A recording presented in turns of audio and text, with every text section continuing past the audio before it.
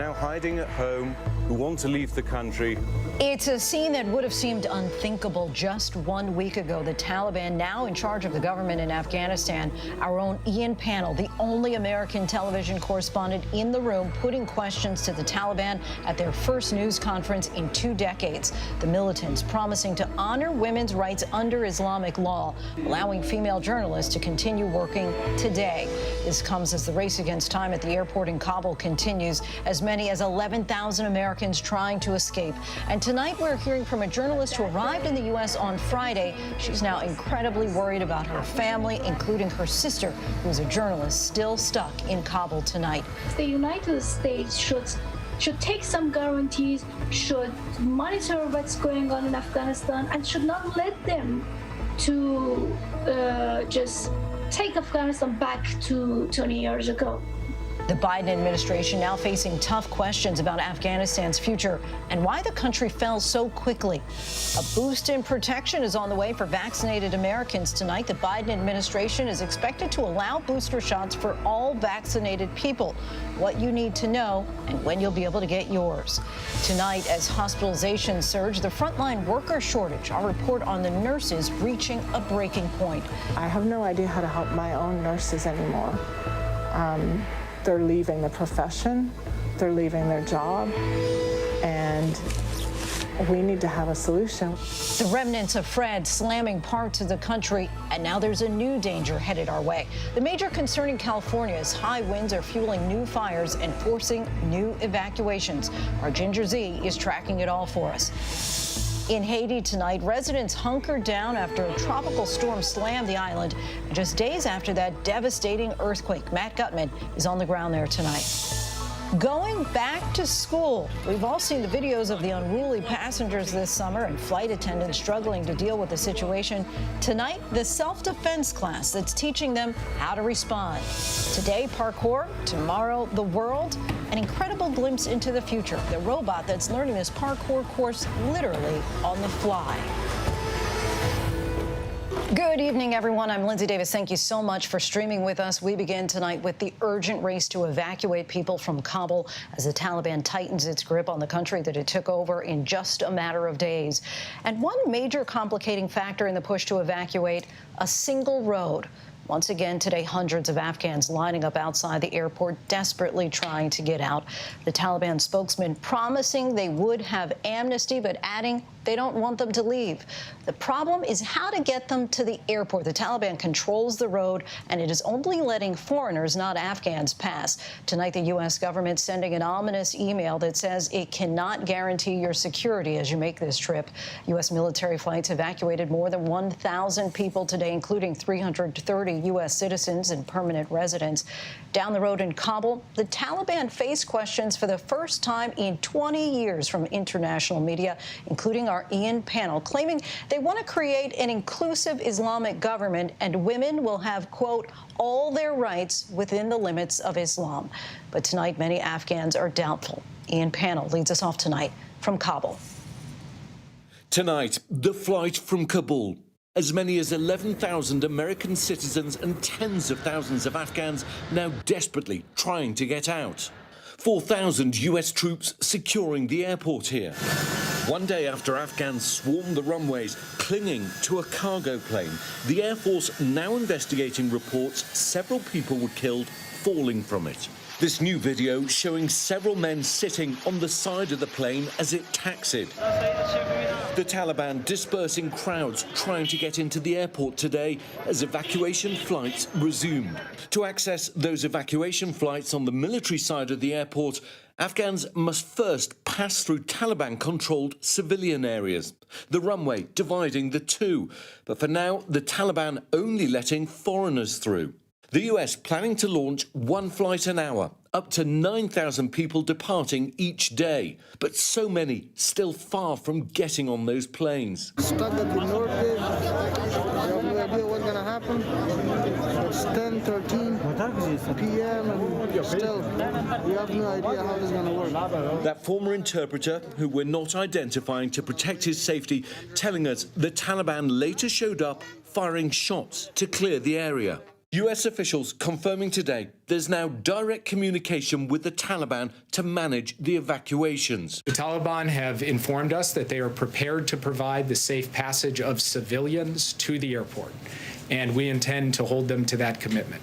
Today, the Taliban holding their first press conference since seizing power,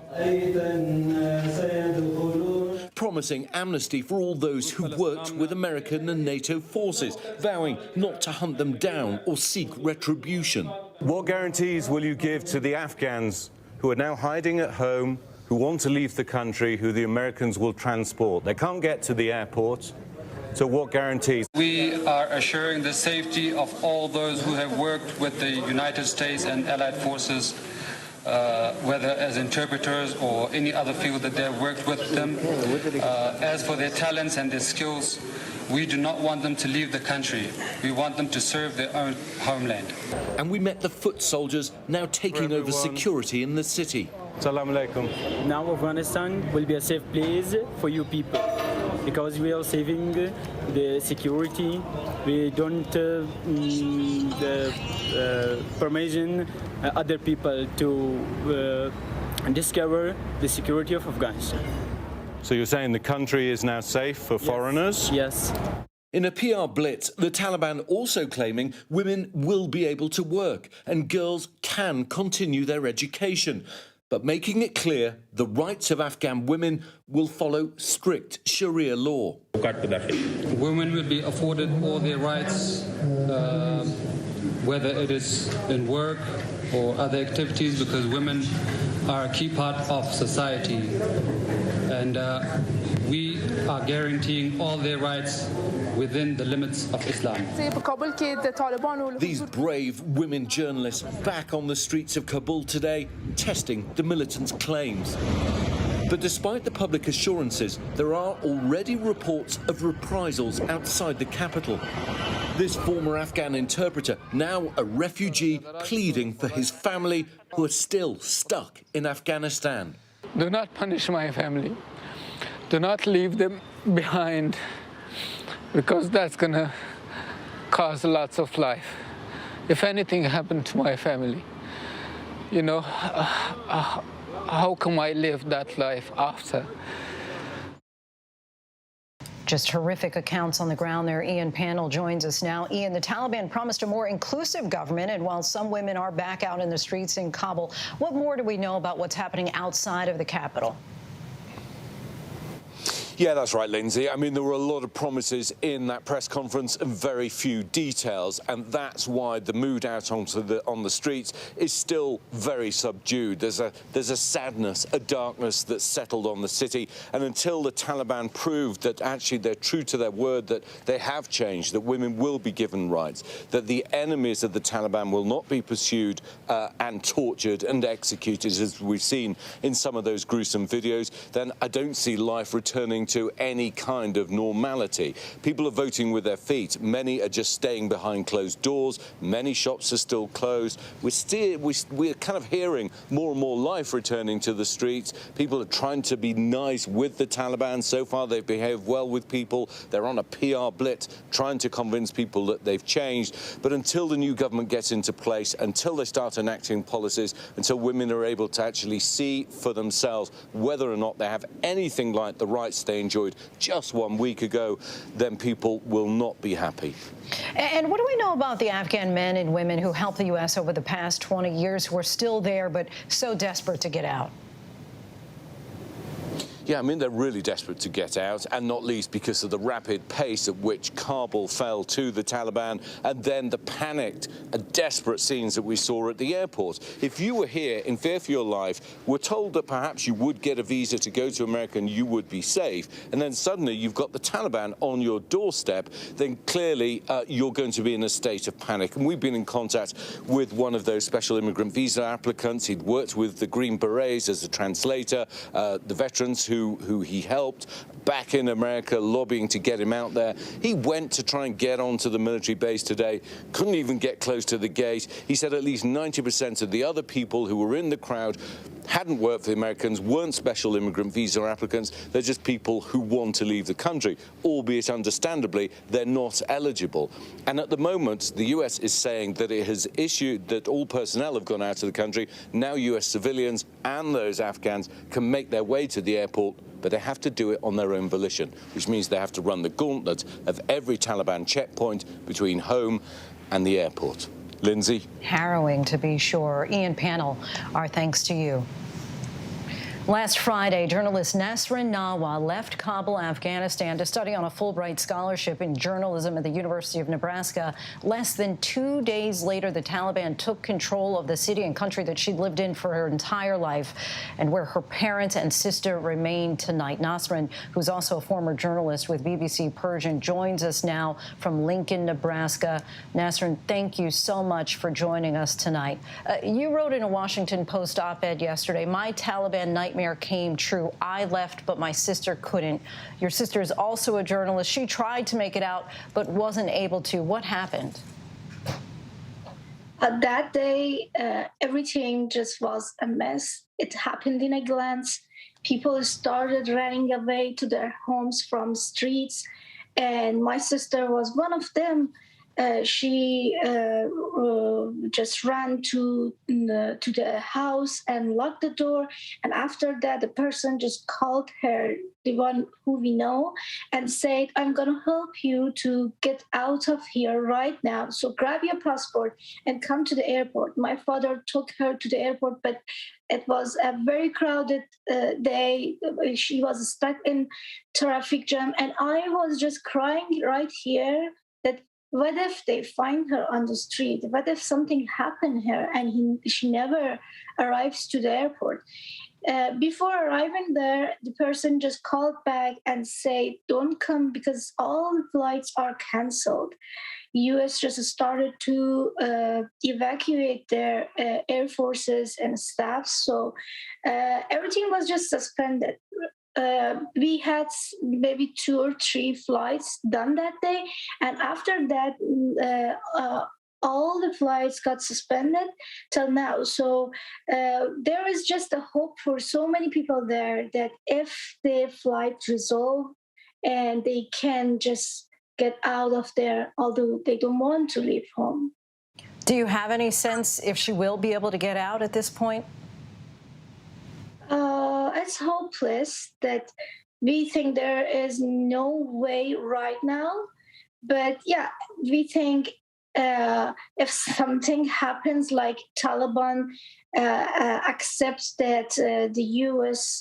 have the control of the airport and resolve normal flights, it may happen.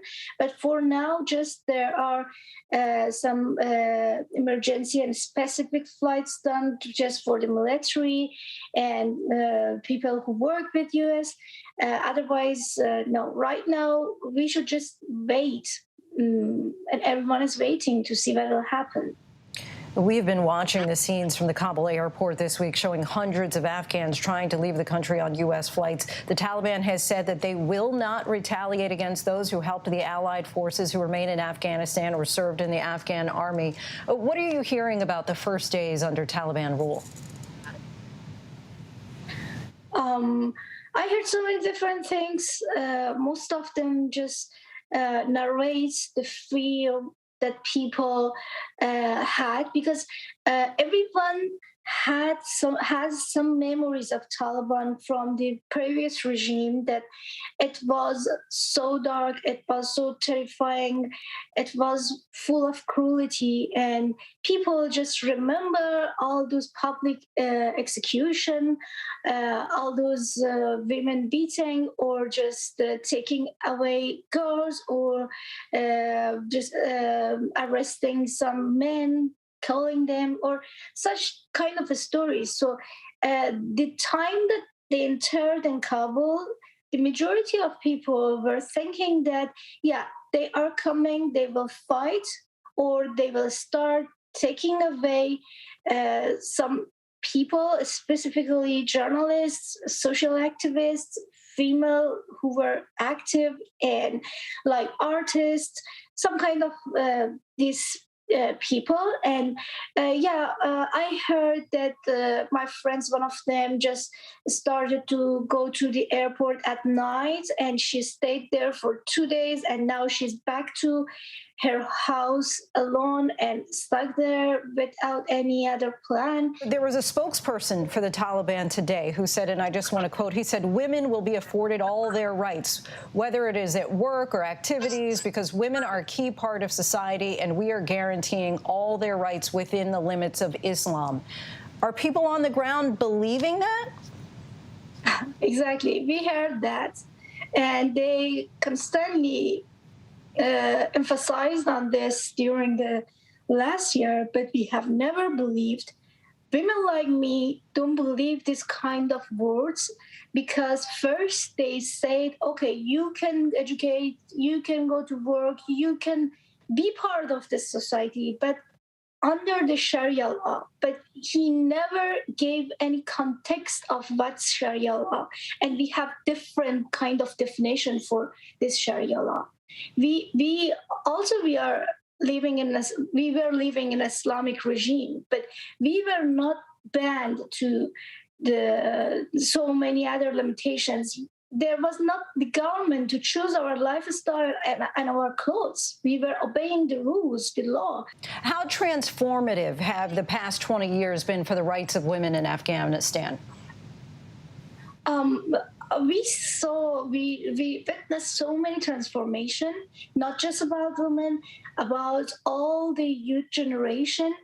Women were capable to make businesses. Women were judges. Women were sports in the sports field. I myself was cycling in Afghanistan. My sister was doing this. We were part of the national team. But do you think that it will be possible after Taliban? I'm sure that, you're still processing and taking all of this in. Have you considered at all what you might do in the future yet, as far as if you will stay in the United States or perhaps apply for citizenship here? It's the most difficult question for now, because I really applied for returning. I wrote my statement. There are so many details that I will have my own research and communication center in future in Afghanistan. I planned for that perfectly. I already talked with some people who I wanted to make a group and establish our company, our center. But now I think I cannot just plan anything. And it's not just me. No one else has a plan right now, because we should wait what will happen. I will definitely go back to my country if there is a peace and if there is a respect to human rights. And I promise this to Fulbright. But I cannot make any certain plan right now. I don't know. I really deserve, like many other humans in this world, to live in peace and use my potential. I would prefer to use it in my country. Understood. Nasra Nawa, we thank you so much for your time and joining us tonight. Thank you for having me. And as many are well aware, the political fallout continues to grow from the U.S. decision to withdraw from Afghanistan. Members of both parties are now questioning how the decision came about, especially the contingencies if things did not go quite as expected. There are many questions tonight, but perhaps chief among them, was the White House warned by intelligence that what happened was a possibility, and was that guidance ignored? ABC's Stephanie Ramos is back at the White House for us tonight.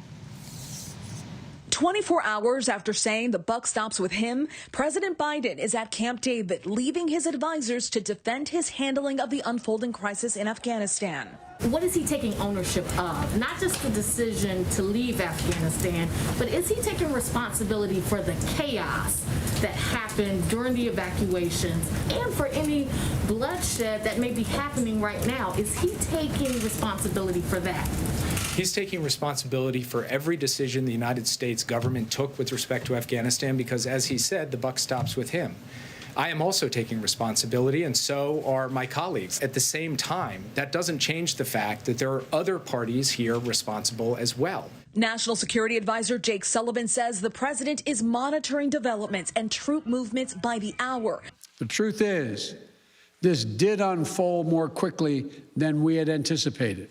But one U.S. intelligence official tells ABC News leaders were told by the military it would take no time at all for the Taliban to take everything. No one listened. Did the White House disregard that intelligence and push ahead? I'm not actually familiar with the intelligence assessments you're describing, but I also don't want to get into specific intelligence products. Watching this all unfold, families of fallen American soldiers. In Flint, Michigan, Terry Johnson trying to reassure fellow Gold Star parents. It would be very easy to go to a dark place and be angry and disappointed, but I can't allow myself to do that, because then it would be allowing maybe the thought of the sacrifice not making a difference. Many wondering if those deaths were in vain. Our thanks to Stephanie. We are joined now by Massachusetts Congressman Jake Auchincloss, who served in Afghanistan with the Marine Corps back in 2012. Congressman, thanks so much for your time tonight. Good to be on.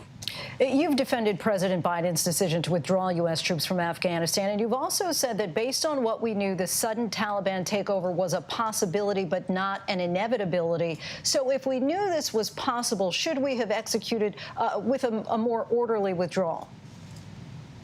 Every military mission concludes with an after-action review where everyone takes off their rank and gets feedback on decisions made and courses of action that could have been improved on. That's just part of life in the military. I am certain that'll be done in the case of the withdrawal. My focus right now, though, is not on pointing fingers one way or the other. It's on the situation on the ground. The international airport in Kabul is secured. Commercial and military flights are resuming. They're going to get 5,000 to 9,000 refugees out daily, at least through August 31st. That includes allied Afghans, journalists, and prominent advocates for the rights of women and girls who may be subject to Taliban reprisal. The situation at the airport and with evacuations is rapidly coming into hand. And so what about the road they're going to be able to get? Because a lot of people are saying, yes, operations are starting to resume as normal at the airport, but they can't get safely to the airport. And for that reason, the administration is in direct talks with the Taliban about safe access to the airport, and I know is also working with NGOs throughout the country, in and outside of the capital region, to try to secure passage for those who need to evacuate. President Biden says the buck stops with him, but he's also kind of thrown shade over the policies of the Trump administration that helped get us here. Do you think politically Biden needs to own this withdrawal? Again, the politics in Washington should not be the focus right now. We've got a dynamic situation overseas, and politics should stop at the water's edge. What's important is that we are evacuating American personnel, that we're evacuating Afghan allies, and that this president, as commander-in-chief, has taken ownership, finally, of a failed forever war. He made the high-integrity decision that he was not going to hand off a boondoggle of a counterinsurgency to a fifth administration, and for that, he does deserve credit. President Biden also stated that the mission in Afghanistan was always to get Osama bin Laden. Of course, as we stated, you served in 2012 after his death. What did you think the mission was? There was no mission by the time I was there, and that is really the foundational failure of Afghan foreign policy over the last 20 years. What began right after 9/11 as a tightly scoped counterterrorism mission focused on denying a base of operations for terrorists and for bringing to justice the architects of 9/11, mutated under Bush and Cheney and Rumsfeld into this counterinsurgency with no endgame. Because to win a counterinsurgency, you need to counter the insurgents, and you counter the insurgents with a local government capable of providing basic services, rule of law, a civil society in which individuals can flourish. None of that emanated from central government in Afghanistan. Instead, they devolved into incompetence and corruption. And for this, both the United States and Afghanistan take a lot of blame. Us for allowing it to continue for so long, and Afghan central government leaders for not seizing the opportunity of a lifetime when they had American support to build a new nation. This president recognized that there was no political solution to the counterinsurgency and that we had to end it. Have you spoken to any Gold Star families since the Taliban takeover? I have not. Okay. Hindsight, of course, is 20/20, but looking back, do you think that President Biden should have followed the advice of the military leaders who wanted to leave a small residual force behind in Afghanistan beyond the fall of 2021? I think it's important to really understand the stark decision that this president inherited from predecessors. It was ramp up the U.S. military footprint in Afghanistan, because once that May 1st deadline was passed, it was Taliban fighting season, and 2,500 troops was not going to cut it. I mean, it's taken twice that to secure an airport. Imagine what it would take to secure Afghanistan in the face of the Taliban onslaught. So it was either ramp up the U.S. military presence, enter a third decade of fighting, or it was to tell a hard truth to the American people and a hard truth to the Afghan government that without a viable political endgame, we had to wrap up a failed forever war. Would you say that the U.S. is less safe now that the Taliban rules Afghanistan? I'm not going to prognosticate on how the Taliban is going to govern. This is a regime that has defied expectations repeatedly, and that is so extreme in its ideology that it's impossible to get inside their head. What I will say is that the United States retains the prerogative to execute over-the-horizon counterterrorism missions anywhere in the world. Anybody who has the capability and the will to strike the U.S. homeland is subject to counteraction by the United States, and we're going to retain that capability in Afghanistan as well. Representative Jake Auchincloss, we thank you so much for your time and, of course, your service in our military. Thanks for having me on. Switching gears now, as hospitals in the COVID hot zones continue to struggle under the surge of COVID patients, ABC News has learned the Biden administration will likely recommend a third COVID dose to all vaccinated Americans. Eva Pilgrim has more on that looming recommendation. Tonight, federal health officials are expected to announce as early as tomorrow that they will now recommend all Americans get a COVID booster shot, a third vaccine dose, 8 months after you were fully vaccinated. An announcement from the Biden administration could come tomorrow and would affect those who got the Pfizer or Moderna vaccines. This as Israeli scientists released new data finding Pfizer's vaccine was less effective at preventing severe COVID symptoms among those 65 and older who were fully vaccinated back in January. The NIH director today. Vaccine protection does gradually wane over time. In the Israeli data, the people who got immunized in January are the ones that are now having more breakthrough cases. That's the same thing we're starting to see in the U.S. data. David pressing Dr. Fauci last week on what the Israelis are seeing in their data and why they're ahead of us in recommending a third shot. It would seem the Israelis, though, are ahead of us on this. Just today approving booster shots for 50 and older starting next week, 40 and older expected a short time after that. So what are they seeing in the numbers that we're not? What they're seeing in their population, David, is that when they go down over several months, they do pretty well, and then they have what looks like a pretty sharp drop in the efficacy. What holds up well, which is good news, is that they still get good protection against severe disease leading to hospitalization and death. But the protection against symptomatic infection and early infection has gone down considerably. Now, a third shot likely here in the U.S. for everyone.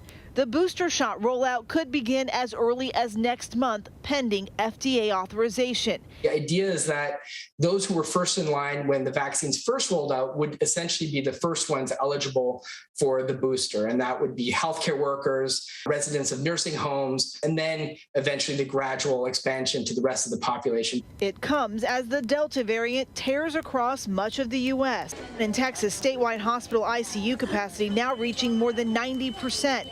Governor Greg Abbott, who has resisted mask mandates there, now testing positive for COVID-19 despite being vaccinated. He says he is asymptomatic so far. This afternoon, the federal government confirming it will extend its mask mandate for travelers on planes, trains, and buses into January.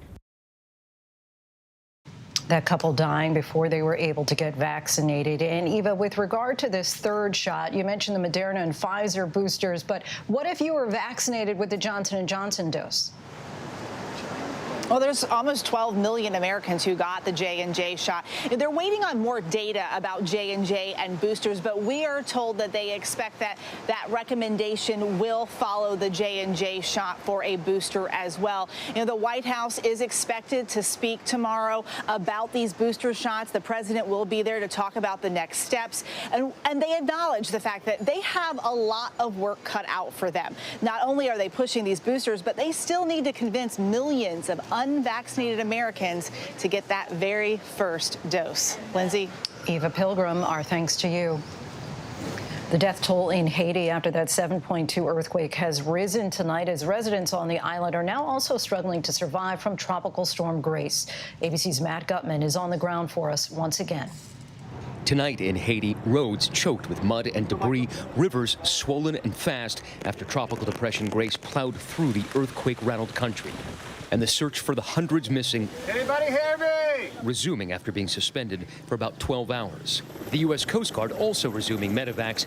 The damage is everywhere in these villages. Help has not been. Thousands sleeping outdoors. Overnight, we met Sarah and her family cooking a meal under this leaky tarp. This tarp is basically held up by a stick, and that's all they have right now. They said they weren't sure what they'd do when the storm hit. In the morning, we found them, soaked. This is what's left of the tarp.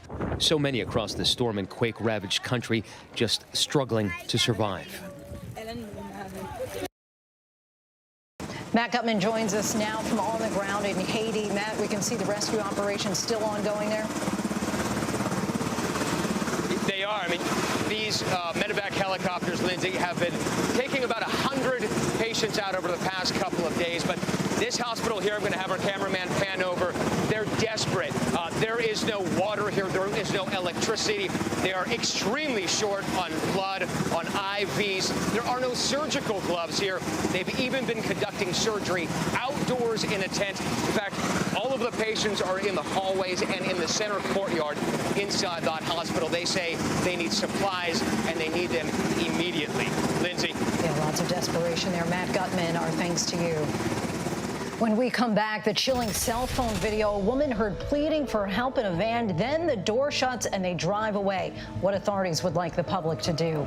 We've all seen the videos, unruly passengers and the flight attendants struggling to contain them.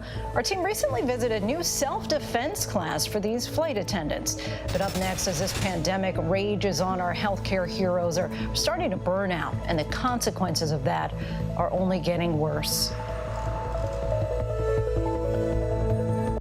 With so much at stake, so much on the line, more Americans turn here than any place else. ABC News World News Tonight with David Muir, America's #1 most watched newscast, now streaming on ABC News Live. Admit it, these days, what you need to know seems to change just about every day. What is it that you really want to know, need to know? To help you not just get through your day, but to make the most of it. Feel smarter. Feel better. Feel happier. Well, how about a third hour of Good Morning America? GMA 3, what you need to know. Now streaming on ABC News Live. It's all about you. Robin Roberts, George Stephanopoulos, Michael Strahan. Wake up with America's #1 most watched morning show. ABC's Good Morning America. The world may feel out of your control, but your happiness doesn't have to be. Learn the secrets to happiness. Listen to the 10% Happier podcast, free on Apple Podcasts. ABC News honored winner for the second straight year with the Edward R. Murrow Award for Overall Excellence in Television.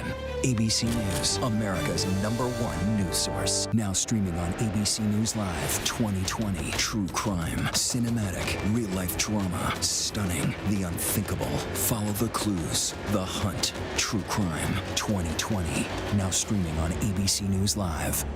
This is what being live is all about. This is ABC News Live. All right, we're gonna move out. Let's move out. We're surrounded by people squeezing into this bomb shelter. We're on an urgent delivery run. Not afraid to go there. So my question, Mr. President, what are you so afraid of? Breaking news, live events. This is the moment. Streaming straight to you, anytime, anywhere. You just met one friend right here. You're watching ABC News Live. Thanks for streaming with us. Now, when it matters most, the straightforward facts. ABC News is America's #1 news. Good Morning America, #1 in the morning, 9 years running. World News Tonight with David Muir, #1 in the evening with America's most watched newscast. 2020, the #1 news magazine on Friday nights. The View, the #1 daytime talk show. And ABC News Live, #1 in streaming news. ABC News is America's #1 news. Welcome back. Tonight, as COVID cases surge across the country, mostly among the unvaccinated, the strain on our healthcare system and our frontline workers as bad as it's ever been. Some states are having to limit capacity at hospitals because staffing levels are so low. And tonight, there is real concern about burnout. Our Ariel Resha reports. On the front lines of a seemingly unrelenting pandemic, tonight healthcare workers are stretched thin, nearing a breaking point. I think our biggest need right now is nursing staff. We are very short of nursing staff. Nurses in hospitals across the country are finding themselves overworked and emotionally drained. Where I might only see one death in one of my shifts, like maybe every week, maybe every other week, I was seeing multiple deaths a night. According to Health and Human Services, more than 80,000 people are now hospitalized across the country. There are less and less ICU beds available. ABC's Victor Oquendo reporting from the University of Florida. So of course, if you create more ICU bed, you need trained ICU nurses. The challenge now facing hospitals is more than just finding beds for patients. They need to find people to treat them, too. We were thin already. We had lost a number of staff over the course of 2020, and we've been working hard to replace those. So we're thinner than ever before, and this is obviously putting a real strain on the system. Celebrated as heroes, it's easy to forget the devastating impact the pandemic has had on nurses and doctors. I have no idea how to help my own nurses anymore. They're leaving the profession, they're leaving their job. And we need to have a solution. We need to end this. Jennifer Steenberg is the intensive care unit nursing supervisor at Memorial Hermann Southwest Hospital in Houston.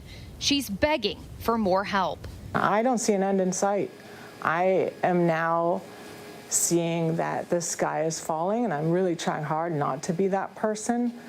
But I've done this now for 18, 20 months.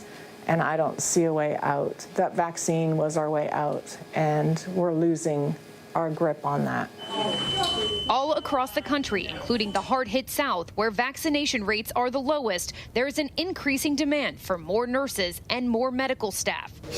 In Mississippi, where vaccination rates are only 36%, the same story. It is exhausting. We spend a week in the ICU per intensivist, and by the end of that week, we are completely drained both emotionally and physically. We work in a team with our nurse practitioners, and so are they. But more than anything else, it's our nurses and the respiratory therapists who basically do this day in and day out, and I'm actually more worried about them. For nurses like Paulette Rangel, it got to be too much. As much as we threw at them as far as treatments and medication and things like that, there was just not enough that we could do to save some of them. Rangel was a nurse for 9 years, 7 in intensive care. She was named Arizona's Nurse of the Year in 2015 by the March of Dimes organization.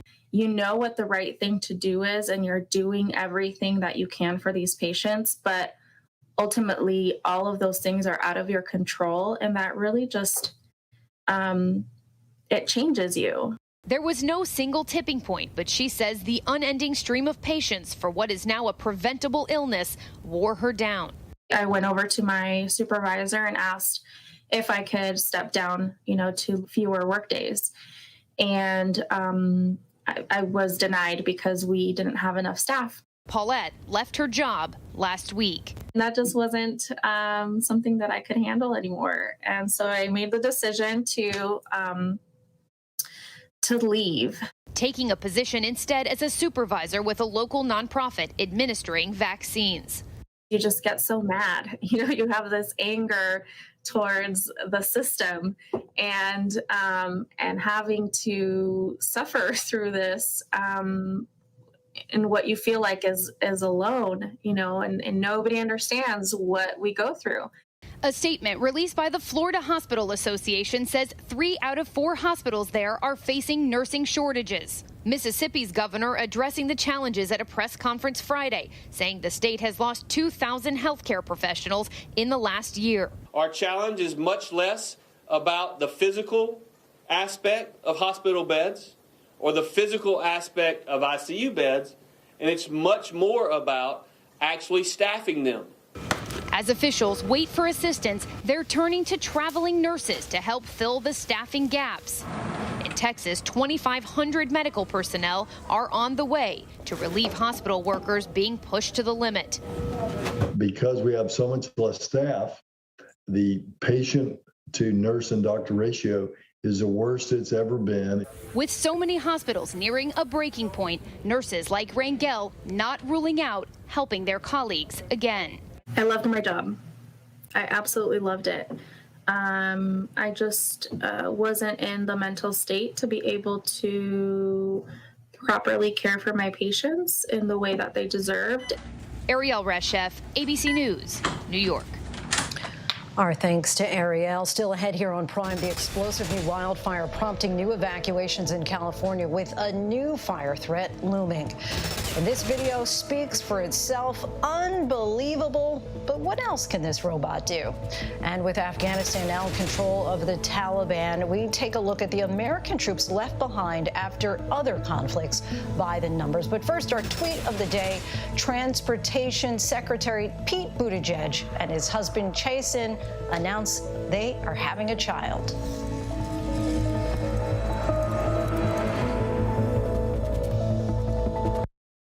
All right, here we go. You ready? Let's do it. Yes, it's the show America wants and America needs right now. This is What Would You Do? Let's go. How are you? Yeah. So what will you be watching Saturdays on ABC News Live? What would you do? Hey, I guess I just found out. The What Would You Do Marathon, 12 to 6 Eastern, every Saturday on ABC News Live. My favorite show. This is what being live is all about. This is ABC News Live. All right, we're going to move back. Let's move back. We're surrounded by people squeezing into this bomb shelter. We're on an urgent delivery run. Not afraid to go there. So my question, Mr. President, what are you so afraid of? Breaking news, live events. This is the moment. Streaming straight to you, anytime, anywhere. You just met one friend right here. You're watching ABC News Live. Thanks for streaming with us. Admit it. These days, what you need to know seems to change just about every day. What is it that you really want to know, need to know? To help you not just get through your day, but to make the most of it. Feel smarter. Feel better. Feel happier. Well, how about a third hour of Good Morning America? GMA 3, what you need to know. Now streaming on ABC News Live. It's all about you.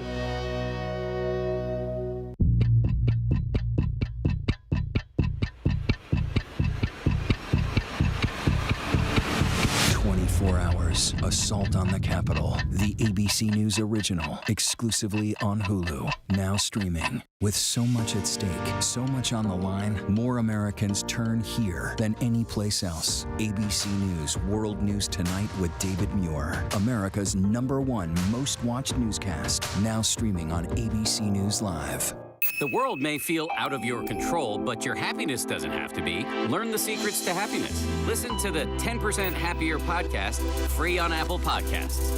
Robin Roberts, George Stephanopoulos, Michael Strahan. Wake up with America's #1 most watched morning show. ABC's Good Morning America. ABC News honored winner for the second straight year with the Edward R. Murrow Award for overall excellence in television. ABC News, America's #1 news source. Welcome back, everyone. As we now watch Afghanistan fall to the Taliban with lightning speed before the U.S. could make an orderly withdrawal, we take a look at other wartime situations where the U.S. left behind military forces, sometimes for decades after the fighting had ended. We've done this with some mixed results. Here are some examples by the numbers. To date, the U.S. still has more than 47,000 military personnel stationed in Germany, more than 61,000 in Japan, about 15,000 in Italy, and more than 29,000 troops in South Korea. These missions, of course, are vastly different than they were a generation ago, with shifting strategic objectives. More recently, we've placed roughly 2,500 military personnel in Iraq. That's after withdrawing all combat troops and reintroducing them after the rise of ISIS. But in Afghanistan, fewer than 1,000 U.S. troops remained on the ground at the start of the month before the latest deployments to secure the airport. That was down from roughly 100,000 U.S. troops at its peak in the summer of 2010. And we still have lots to get to here on Prime tonight. The tropical threat turning deadly, with the remnants creating a flood threat for millions, and the growing concerns about the T-Mobile hack. What sensitive data was taken? But first, look at our top trending stories on abcnews.com.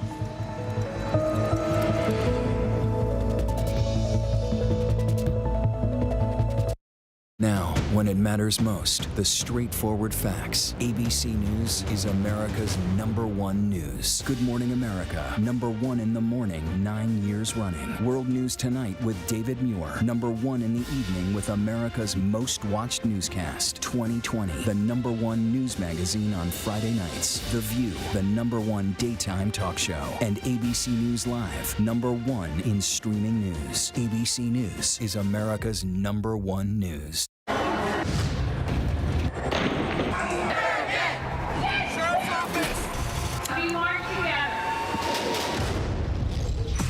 The most powerful stories of our time, anytime. Nightline. Now streaming on ABC News Live 2020. True crime, cinematic, real-life drama, stunning, the unthinkable. Follow the clues, The Hunt. True crime 2020. Now streaming on ABC News Live. Admit it. These days, what you need to know seems to change just about every day. What is it that you really want to know, need to know? To help you not just get through your day, but to make the most of it. Feel smarter. Feel better. Feel happier. Well, how about a third hour of Good Morning America? GMA 3, what you need to know. Now streaming on ABC News Live. It's all about you. I know what happened, and I'm not guilty. Why the fascination with criminal trials? Figure out what's really out there. She revealed she had murdered his family. I know in my heart they did this. It's the time of suspicion. The ending's really tough. You don't know whether truth is going to be difficult to find unless you try to find it.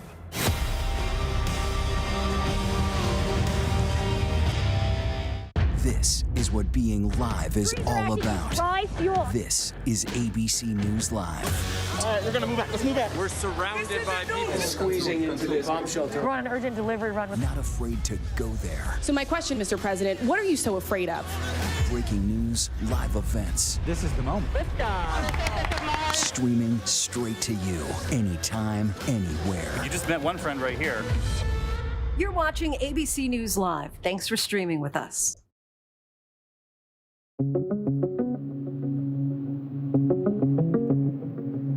The U.S. has resumed air operations at the airport in Kabul after clearing 15,000 people from the runways Monday, many frantically chasing evacuation planes as they took off. I mean, just for a moment, imagine how desperate you would have to be to try and cling onto a C-17 cargo plane that's about to take off because you're so scared about what might happen if you stay behind. The Taliban has declared, quote, amnesty across the country, but it's unclear what that means. President Biden told Americans he does not regret the decision to withdraw, but said the collapse happened more quickly than anticipated. For the rest of us getting booster shots, we should learn more this week. President Biden expected to announce that everyone should get a booster shot 8 months after their second shot. And that could happen as early as this September. They've been tracking this data in real time, not just here in the United States, but all over the world. In particular, how the vaccine is holding up against the Delta variant. And they're starting to see what looks like a critical dip at the 8-month mark after the 2-dose regimen of an mRNA vaccine like Pfizer or Moderna. Now, this should not be a surprise to anyone. As you said, we've been talking about it in theory for quite some time now. And this happens with other vaccines. We know that immune durability, as it's called, tends to gradually wane over time. It's not like at 8 months, all of a sudden you go to 0.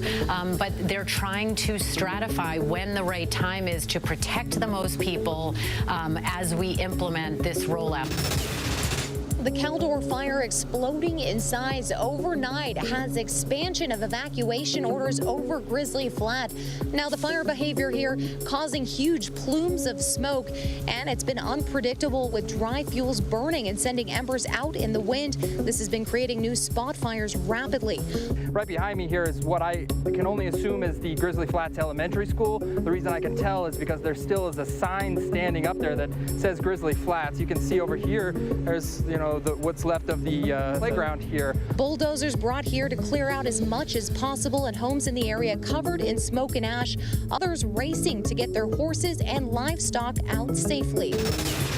T-Mobile, one of the largest telecommunications companies in the country, confirming today they've had a cyber breach. The telecom giant announcing there was unauthorized access to some T-Mobile data, but says they are still determining the scope of the breach and who was affected. The company releasing a statement saying, "We take the protection of our customers very seriously, and we are conducting an extensive analysis alongside digital forensic experts to understand the validity of these claims." Tonight, Los Angeles County authorities are seeking the public's assistance after a suspicious incident in which a woman was heard crying for help. A bystander capturing this chilling cell phone video in Santa Clarita late Thursday. A call placed to 911, a door slamming, the vehicle driving off. In a special bulletin, authorities say they're looking for who was in that vehicle described as a light-colored Sprinter-type van with aftermarket solar panels and an air conditioning unit on the roof. So far, police say there have been no reports of any victims or crimes committed. And a new look at how robots are developing astonishing physical abilities. Boston Dynamics sharing this video showing the company's Atlas robots effortlessly maneuvering through a parkour course, the machines jumping and vaulting their way through obstacles and celebrating with a backflip at the end. Welcome back. Tonight, the remnants of Tropical Storm Fred are triggering tornado watches and heavy rain from Georgia all the way to New York. Up to 10 inches of rain in the Florida Panhandle, where a man died in his car on a flooded road. There are also 2 more tropical threats tonight and extreme fire danger on the West Coast. Let's bring in Chief Meteorologist Ginger Z. Ginger, first talk us through the tropical threats. Yes, because there are many, Lindsay. So let's go ahead and get to the map. So the first one's going to show you where the remnants of Fred are circulating over western North Carolina. Now, as those circulate, they make the air rotate, and some of the friction of the land with that motion of the storm kicking up tornadoes. We've already seen 16 reported. Greenwood to Spartanburg with warnings now, but a watch all the way up to Roanoke. So let me take you through the other threat, and that would be the flash flooding. We've already seen, as you mentioned, 8 to 10 inches of rain in the southern part of this. I think we could easily see 3 to 6 in some other areas, and that's why you see those flash flood watches for much of Pennsylvania, Maryland, Northern Virginia, West Virginia, even New York. So we will get into that moisture. You can actually start to feel it building a bit here. And then you go to the south, to Grace, where we're watching that tropical storm move westward, and looks like it could become a Cat 1 hurricane before making landfall right there near Cancun. It will lash over the Yucatan and head towards central Mexico. So we're watching Henri being the final, at least right now, threat. Hey, we're kind of headed toward what is the peak of hurricane season, September 10th, by the way, just to put that in your calendar. That one, Henri, making a little turn, staying a fish storm, but it will kick up surf, not only for Bermuda, but also for the Carolinas. That September timeframe cannot come soon enough. In the meantime, high winds and dry conditions on the West Coast fueling major concern tonight about the fire danger. We're talking about the next 48 hours. Yes, critical 48 hours because the relative humidity down to 5%. You've got a little trough moving through that kicks up winds to 45 plus. And then on top of all of this, we're at this point where we have never seen the foliage and the fuel for these fires as dry as it is right now. So let's go ahead and dive in. You can see some of the images. I don't know if you have friends out west, but I certainly do. And they've been telling me it's not just bad, it's like horrific where they cannot get away from the smoke. One of my friends was just driving all through the northern Rockies, eventually made it home to Northern California, and stayed in smoke the whole time. So even if you're not right next to the fires, you are feeling it, smelling it, seeing it, and being impacted by it. You can see the smoke coverage right now. Again, much of Nevada into southern Idaho, Montana, and even into the northern plains. And that's kind of where the red flag warnings find themselves. So we know that we've seen that some of the fires triple in size just today. That's because of those 45-mile-per-hour winds plus. On the other side of it, though, you see on the map there, the flash flood watches. Oh, they're up still for parts of Arizona and Utah because that monsoon flow is kicking. Tucson right now, Lindsay, has had their third wettest monsoon season on record. That's after last year when they had their second driest. So a tale of really two stories. We wish we could send some of it back up to the Northwest. Of course, and that air quality alert so far-reaching. Ginger, we thank you so much. In a memo to flight attendants, United Airlines warned their staff not to duct tape passengers to their seats. That's where we are. After nearly 4,000 reports, according to the FAA, of unruly passengers since January 1st. But now some flight attendants are taking back control of their own safety and others. ABC's Gio Benitez recently visited a one-of-a-kind self-defense flight attendant school. Could it be a model for flight attendants everywhere? Tonight, with in-flight confrontations between passengers and flight attendants on the rise. More and more flight attendants are turning to self-defense classes to be safer in the skies. The numbers are startling. Since the start of the year, the FAA receiving more than 3,800 reports, more unruly passengers in such a short time than ever before. This is the biggest direct threat to flight attendants that we have ever faced. People are targeting you, and you've got to walk through this enclosed space with all these people that you don't know, and you can't necessarily see what they're doing. ABC News inside a recent one-on-one self-defense training class from federal air marshals. It's a TSA program that was paused due to the pandemic. It used to be once a quarter with just 8 or 9 per class. Now it's every month in double digits. So now you're basically doing 3 or 4 times the number of classes with double the amount of people in it. Yes, exactly. That's a lot. Yeah, it's a lot. The assaults and the disruptions on the aircraft are higher now than they have been in recent memory to me. But the one thing that hasn't changed is the teamwork between the flight crews and the air marshals. Watch, got my wrist. During the 4-hour course, air marshals teach flight attendants various de-escalation techniques and how to defend themselves if passengers become violent. Turn and break it away from the thumb. For flight attendant Stasia Gardner, it's a refresher course with a new mindset. And this is something where when you took this class the first time years ago, you probably thought, I probably won't have to use a lot of this. Now I'm like, wait a minute, I might have to use this tomorrow. I hope I don't. But you might have to. A thought Robin Geilinger never had either after 36 years in the air. We're not here to beat our passengers. We're here to stop the unrest that has precipitated through this pandemic. And let's get to a calmer environment on the plane. We're all in that together. And Lindsay, the largest flight attendants union in the country is now calling for this program to be federally mandated. Lindsay? Really see this becoming nationwide. Gio, thank you. Before we go tonight, the image of the day. The men and women around the world, whether it's Germany, Britain, or the United States, making their voices heard in defense of the vulnerable left behind under Taliban rule. That is our show for this hour. Be sure to stay tuned to ABC News Live for more context and analysis of the day's top stories. Thanks so much for streaming with us.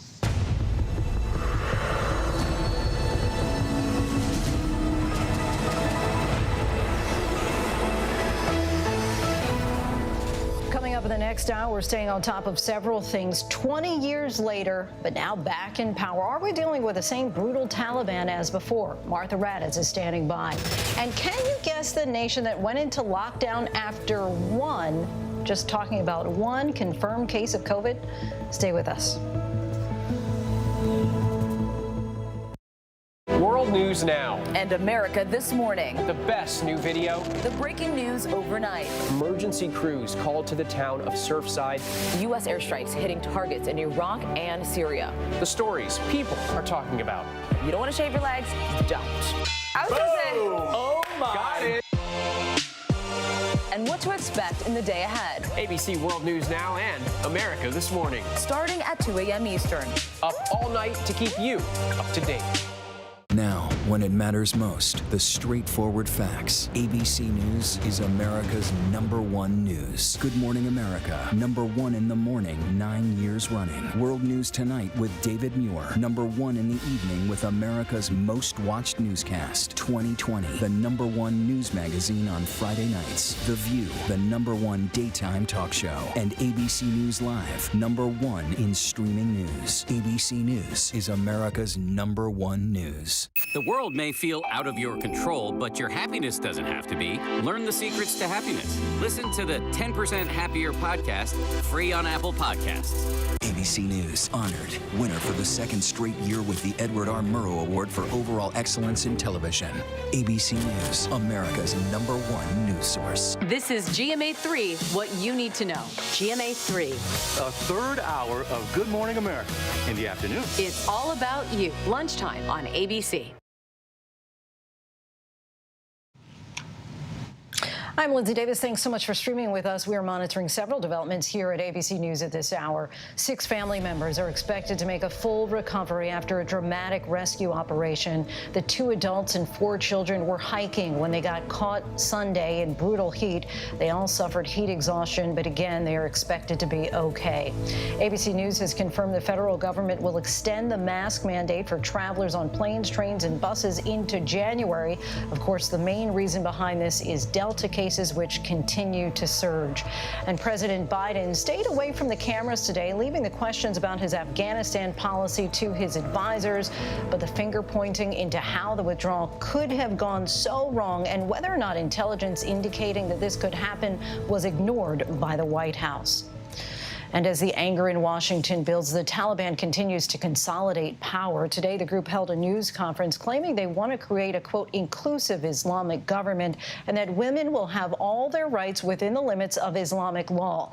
Ian Pannell was the only American network correspondent in the room putting the questions directly to the Taliban. Tonight, the flight from Kabul.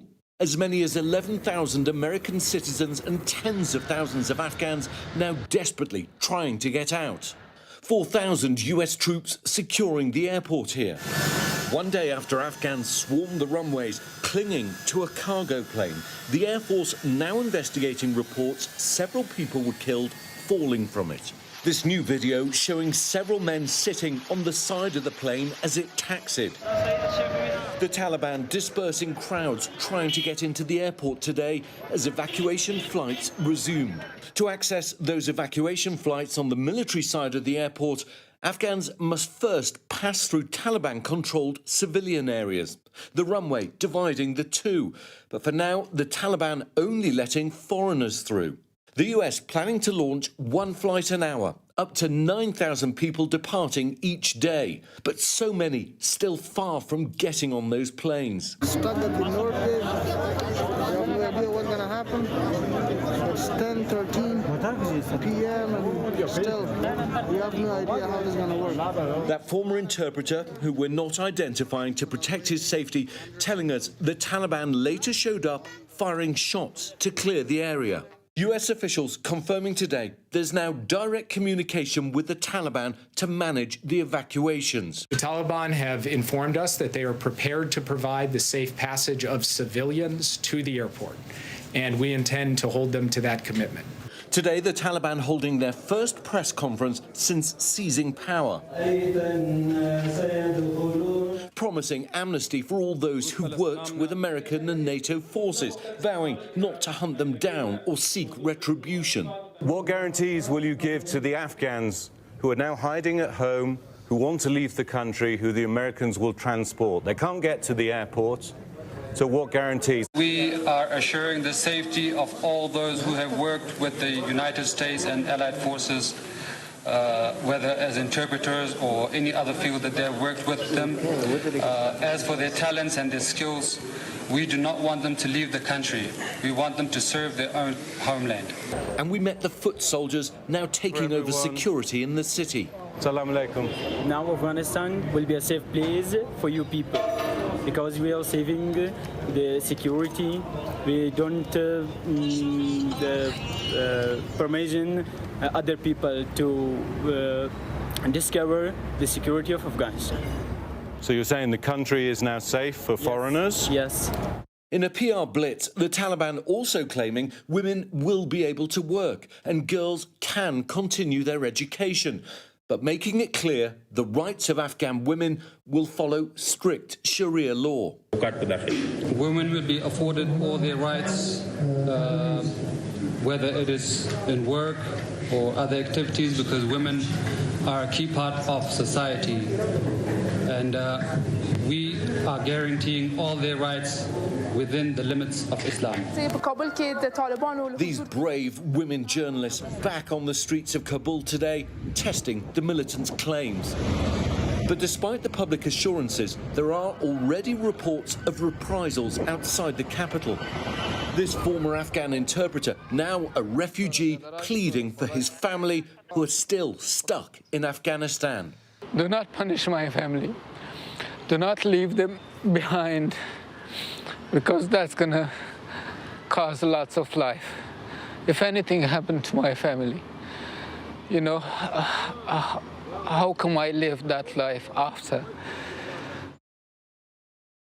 Our thanks to Ian on the ground there in the thick of it all. We now bring in Heidi Kuhn, founder and CEO of the California-based humanitarian organization Roots of Peace.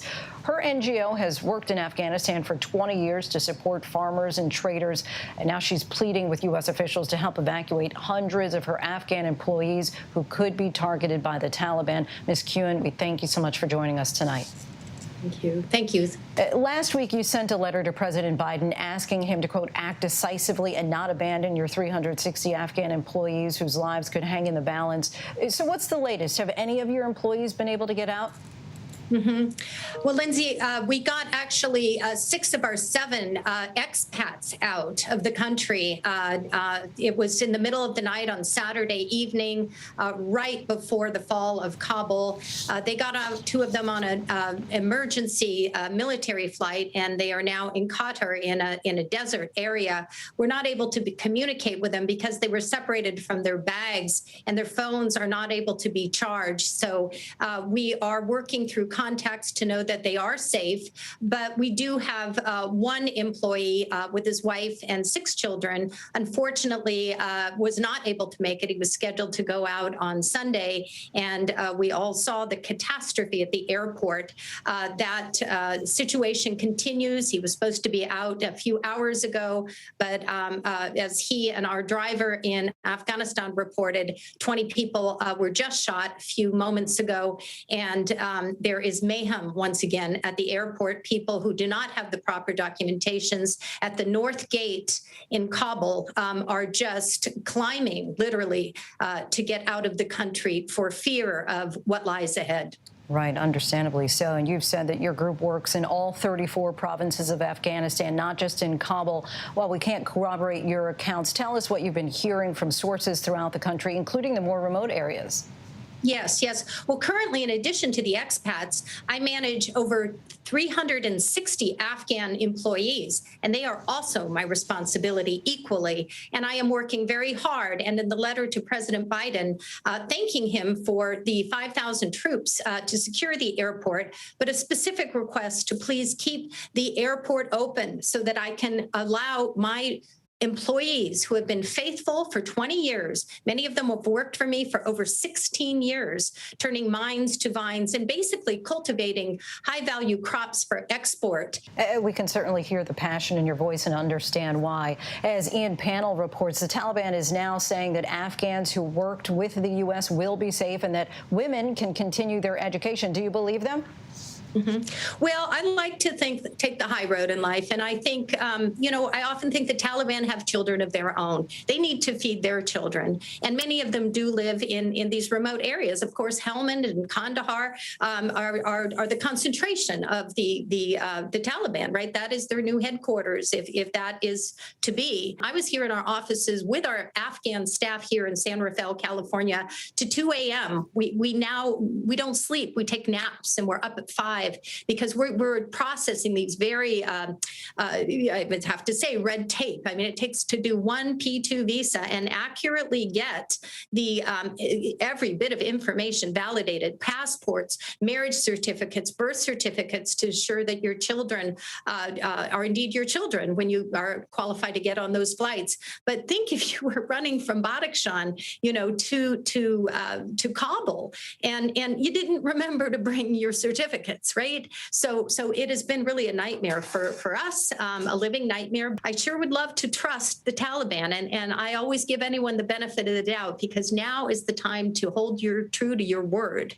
And again, the Taliban have to feed their children. It's a no-win situation. Heidi Kuhn, we thank you so much for joining us. Certainly wishing you all the best to you and your team. We hope that everyone stays safe. Thank you. Staying with the crisis in Afghanistan, we now take a closer look at the Taliban, back in power 20 years after they were initially pushed out by U.S. troops. A big question now, is this the same Taliban that subjugated women and brutally enforced its harsh version of Islamic law? ABC's Martha Raddatz has more. This was a smarter, more media-savvy Taliban, one that caught the Biden administration off guard. As Taliban forces entered the presidential palace in Kabul over the weekend, Taliban senior leaders were huddled around a laptop, apparently watching their men via live stream.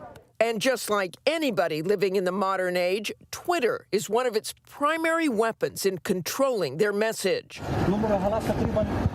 Now posting direct-to-camera messages from rooftops, sharing their locations and assuring their followers the city is under control. Their leader, rarely seen in public, a former Taliban judge.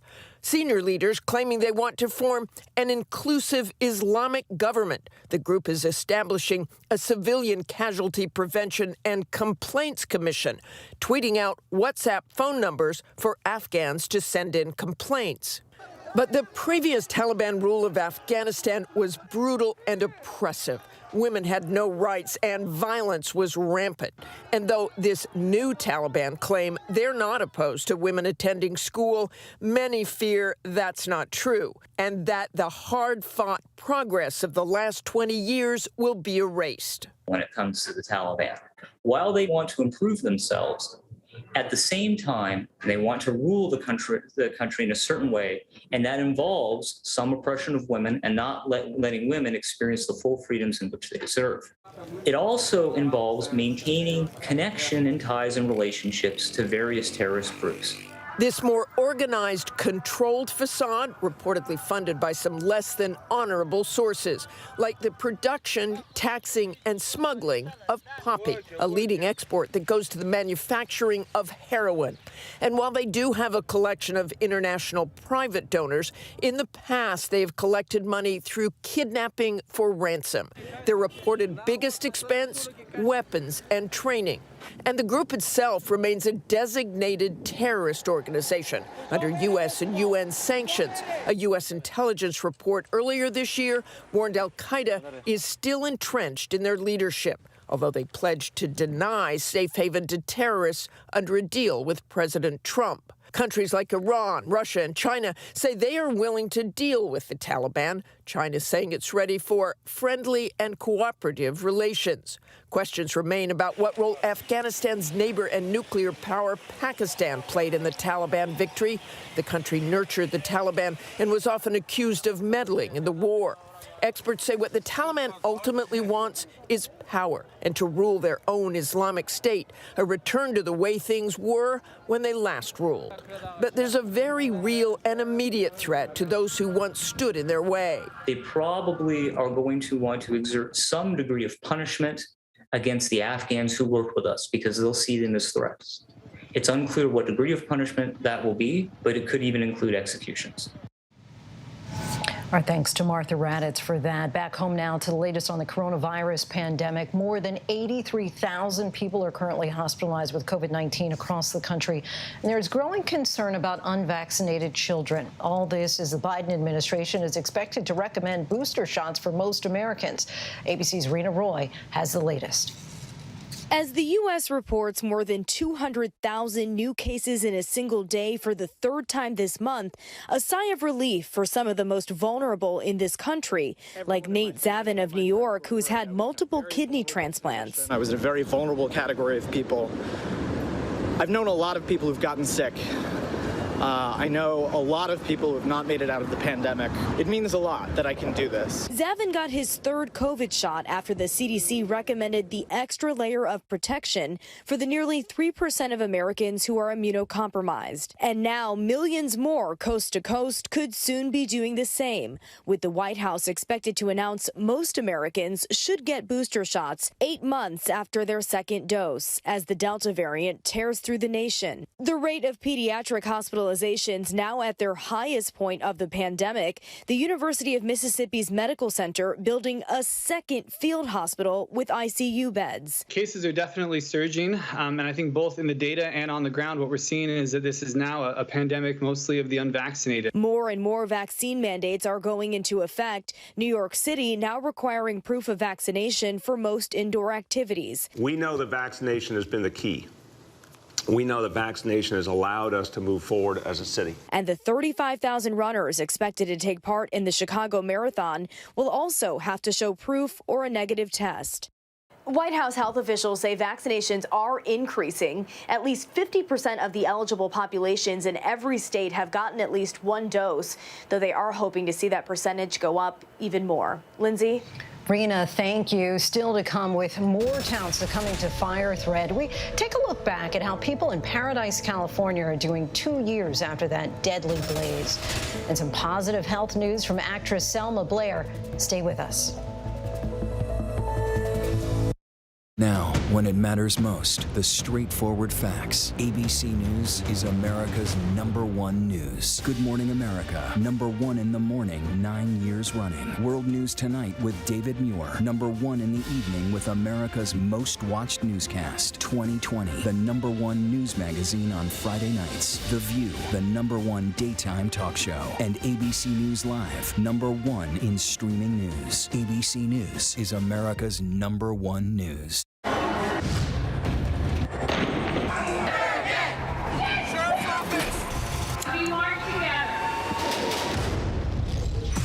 The most powerful stories of our time, anytime. Nightline.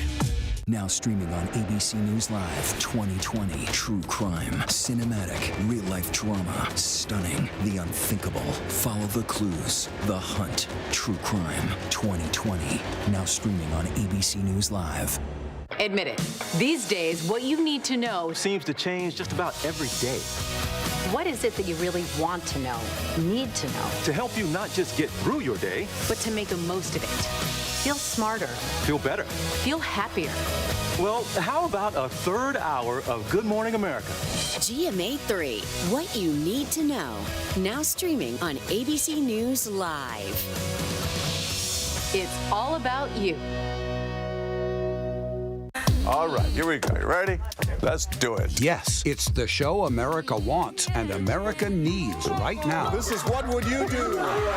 Let's go. How are you? How cute. Yeah. So what will you be watching Saturdays on ABC News Live? What would you do? Hey, I guess I just found out.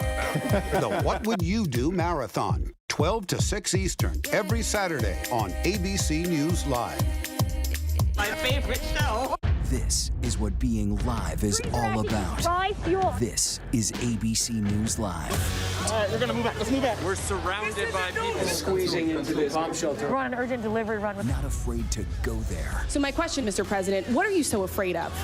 Breaking news, live events. This is the moment. Streaming straight to you, anytime, anywhere. You just met one friend right here. You're watching ABC News Live. Thanks for streaming with us. Welcome back. We're tracking several international headlines at this hour. The death toll in Haiti now stands at nearly 2,000 after that powerful quake struck this weekend. Heavy rains from Tropical Storm Grace yesterday only made matters worse as search and rescue efforts on the island continue. New Zealand has announced a nationwide lockdown for at least 3 days after a single case of COVID was detected. It was the first case there in 6 months. Authorities say they are now working under the assumption that that new case is tied to the Delta variant. And explosive wildfires are forcing thousands to evacuate near the French Riviera. Take a look at this dramatic footage taken inside a car. Hundreds of firefighters are working to contain the blazes, which are now in the town of Saint-Tropez. Back here in the U.S. tonight, the West Coast is facing imminent fire danger as forecasted high winds are spreading flames incredibly rapidly. And right now, the Dixie Fire is exploding near the town that burned to the ground in 2018, bringing back, of course, traumatic memories for many. Wildfire reporter and author Lizzie Johnson's latest book, Paradise, One Town Struggled to Survive an American Wildfire, retells the story of the deadliest disaster back in 2018, and sadly, a reality more communities are having to get used to. Thank you so much for your time tonight, Lizzie. Hi, thanks for having me. It seems that wildfires are raging beyond what many have considered to be normal in the past. Can you walk us through the factors that contributed to the Paradise Fire in November of 2018? Was it something that could have been avoided? Yeah, so the Paradise Fire of 2018 was started by a downed Pacific Gas and Electric transmission line, very similar to what might have happened with the Dixie Fire. The utility reported to a state commission recently that they think they might have started that fire. So it was entirely preventable, really high winds, and within a few hours, the fire reached Paradise and tore through town, leveled most of it, homes, businesses, churches, most of the heart of downtown, and 3 years later, nearly the town is still struggling to come back. And as you said, in a matter of just 2 to 3 hours, the entire town was lost. You write the first code red alert, which indicates to residents that they need to evacuate, failed to reach close to 3,000 people. As you describe it, there was no robust system. What went wrong exactly? Yeah, so the town of Paradise, like a lot of places across California, had prepared for situations they had dealt with in the past, which is fires that moved a little slower, didn't envelop the entire town at once. And so it was this perfect storm of events that led to the point where they couldn't really send out evacuation alerts. A lot of those cell towers were going down. It was a voluntary system, which meant that you couldn't get an alert unless you had signed up in advance. And there were also issues within the system to the point where when Butte County decided to try and issue an Amber Alert style message, they hit an error and the message never went out. So a lot of people woke up that morning to fire in their backyards, fire in their front yards, and had no idea what was happening because they did not get an alert. You vividly walk the reader through the entire day of November 8th, 2018, with rather gripping accounts of the trauma and the heroism. Talk to us about the one particular school bus driver on board bus 963 who got stuck with a bus full of kids. Yeah, so Kevin McKay was one of those people that day who just showed incredible heroism. He had gone back to school. He wanted to get his teaching degree to teach at his alma mater, Paradise High. And as part of that was driving a school bus part-time. That way he could also go to classes. And so he had only been on that bus a few months when the fire hit. And he found himself with this decision of, how do I get this bus full of children out of town safely when the roads are on fire? And it's just a hellscape outside. He did get them out. He was one of those people that was truly a hero. It's now been nearly 3 years since Paradise. What's it like there now? Yeah, so Paradise is trying to rebuild, but it's very, very slow. even a year after the fire, only about 11 homes had been rebuilt. Earlier this year, that count went up to nearly 600, but still, if you think about the thousands of houses that burned down, it's not very much. So what you see is just block after block, there's a lot of empty lots where the debris has been cleared, but there's just vegetation. People haven't come back yet. And so it's just a shell of what it once was. What do we all need to learn from what happened that day as we enter now a daunting 48-hour period in California where high winds are already causing fires to explode? Yeah, so I think the biggest thing to realize is that, climate change and these issues that we've had with fires in the past, the forest not being managed correctly, houses going up in places where they shouldn't, houses being built in fire-prone areas in ways that aren't fireproofing, that's something that we're having to live with now. And that, these fires are going to happen year after year because climate change is here and it's making all of those variables worse. And so you can't look at a fire like the Dixie Fire and just expect that it's the last one we'll see in a while. It's short-sighted. What we saw in Paradise, what we're seeing last year, the year before, this year, it's going to continue, and we need to make peace with that. Right, what we are seeing now, certainly. Lizzie Johnson, we thank you so much for your time. Paradise, One Town Struggle to Survive an American Wildfire is available now wherever books are sold. Turning now to an update on actress Selma Blair. She says she is now in remission from the multiple sclerosis she was diagnosed with 3 years ago, and her prognosis is great. ABC's Will Reeve has those details. Actress Selma Blair announcing her MS is in remission. I've been given a second chance at life. While promoting her new Discovery Plus documentary Introducing Selma Blair, the 49-year-old, known for roles in movies like Cruel Intentions and Legally Blonde, shared the news with a Television Critics Association panel, saying, "My prognosis is great. Stem cell treatments put me in remission. It took about a year after stem cell for the inflammation and lesions to really go down. MS, short for multiple sclerosis, is an autoimmune disease that can cause vision loss, pain, fatigue, and impaired coordination. It damages the nerves and their insulation. And that damage then leads to the accumulation of neurologic symptoms." Blair says she endured chemotherapy and a stem cell transplant to essentially reboot her nervous system. By eliminating the abnormal immune system in MS and then allowing it to redevelop more normally, it can effectively treat the abnormal inflammation in the disease. Remission in MS can last for weeks, months, and even years, but it doesn't mean the disease is cured. There's no indication of disease activity. Sometimes people in remission in MS have some residual symptoms. Increasingly, we realize that the nervous system can repair itself. We need to get the disease under control to stop more damage and to allow the natural repair processes to take hold. In 2019, Robin Roberts spoke with Blair after her diagnosis. Her difficulty speaking, a symptom of MS. Let's go back. When you were first diagnosed, what initially went through your mind? I cried. I had tears. They weren't tears of panic. They were tears of knowing I now had to give in to a body that had loss of control. And there was some relief in that, because ever since my son was born, I was in an MS flare-up and didn't know. And I was giving it everything to seem normal. Now, Blair says, her struggle has given her perspective and hope to suddenly start to find an identity and a safety in me to figure out boundaries, time management, and energy. I'm having the time of my life. Glad to hear that update. Our thanks to Will.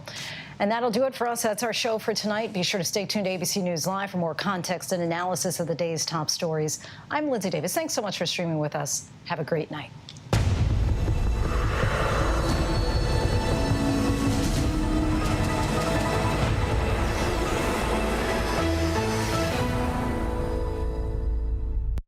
Now, when it matters most, the straightforward facts